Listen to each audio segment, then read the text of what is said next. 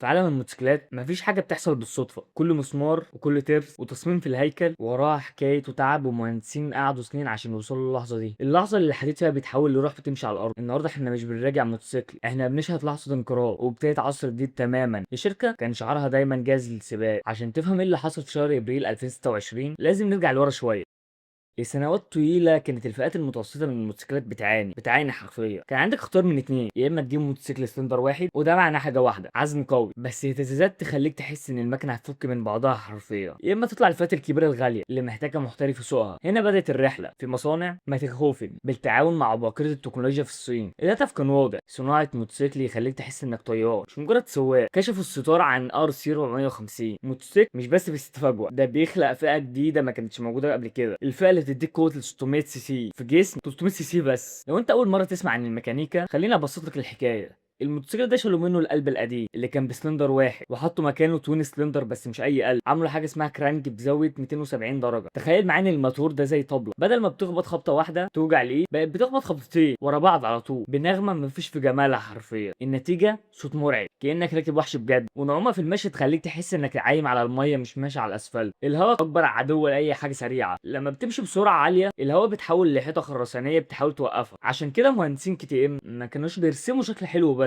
كانوا بيحاولوا يروضوا الهواء. بص كده على الواجهه الاماميه، شايف الجناحين دول مش للزينه، الاجنحه دي مستوحاه من طيارات المقاتله ومن اخوه الكبير، وظيفتهم سحريه. لما سرعتك تزيد الاجنحه دي بتستخدم قوه الهواء عشان تضغط الموتوسيكل بتاعك. تخيل ان في ايد خفيه بتمسك الموتوسيكل وتلزقه في الاسفلت عشان وانت داخل المنعطف او بتفرمل تحس انك ثابت زي الجبل مفيش اي غدر من الارض. انزل معايا بعينك كده لتحت من ورا عند العجله الخلفيه، ملاحظ حاجه غريبه كده، العجله ممسوكه من ناحيه واحده بس، ده اللي بنسميه في عالم الموتوسيكلات السنجل سايد سوينج ارم. في الموتوسيكلات العاديه العجله بتكون ممسوكه من ناحيتين بس، هنا كي تي ام قررت تحط لمسه فنيه وهندسيه تكلفه غاليه جدا. هتسالني ليه عملت كده؟ ببساطه مش بس عشان شكلها يخطف العين ويخليك تشوف تفاصيل الجنط كامله، لا التكنولوجيا بتقلل حاجه بنسميها الوزن غير مبرمج. يعني الموتوسيكل من ورا بقى اخف وحركته بقت اسرع ورد فعل مع المساعدين بقى انعم من الحرير حرفيا. دي لحظه اجتماع بين الجمال والقوه، قطع الومنيوم شايله وزن الموتوسيكل وقوه ال 56 حصان بكل ثقه. لكن الموتوسيكل ده مش بس عضلات، ده عنده مخ وجهاز عصبي متطور جدا. احنا بنتكلم عن انظمه الانتاج بوش الالمانيه، الموتوسيكل ده بيحس بيك لو ملت بزياده في المنعطف. نظام الاي بي اس اللي حساس لزاويه الميل بيعرف وبيعدل قوه الفرامل عشان ما يخليش العجله تتزحلق بيه. وعشان كده ام عارفه ان في ناس جواها روح طفل متمرد، حطوا وضعيه اسمها سوبر موتور. الوضعيه دي بتخليك تفصل الفرامل عن العجله الخلفيه بس عشان لو عايز تدخل منعطف بزحلقه محكومه كانك بطل في فيلم اكشن. وكل ده بيتحكم فيه نظام تعليق دبليو بي ايبكس، مساعدين بتقدر تظبطها بايدك على حسب وزنك او الطريق اللي هتمشي عليه. الموتوسيكل هنا بيبطل يكون حديد، بيبقى جزء من جسمك حرفيا، بيفهم انت عايز تعمل ايه قبل ما تعمله. بس خلي بالك الغابه ما فيهاش ملك واحد بسهوله، في عالم الموتوسيكلات في عمالقه مسيطرين على السوق من سنين. اليابانيين بذكائهم والايطاليين بشياكتهم الكل كان فاكر ان كي تي ام هتفضل محبوسه في خريطه سلندر واحد لحد ما الار سي 450 نزلت الحلبه. تخيل معايا المشهد كده، الكوازاكي نينجا واقفه بسمعتها المرعبه، والياماها بخفتها المعقود، والابريليا بجمالها الايطالي الساحر، كلهم واقفين مستنيين الوافد الجديد. بس الصدمه كانت في الارقام اللي ما بتجاملش حد، لما تحط 56 حصان نمساوي قدام 42 حصان ياباني، ولما يكون وزنك 168 كيلو بس وانت شايل تكنولوجيا الاجنحه دي كلها اللي مش عند حد غير. هنا المنافسه بتتحول لمجزره هندسيه، الموضوع مش بس سرعه قصوى بتوصل ل 195 كيلو، الموضوع في الشراسه. المنافسين بيقدموا موتوسيكلات ناعمه تنفع لكل الناس،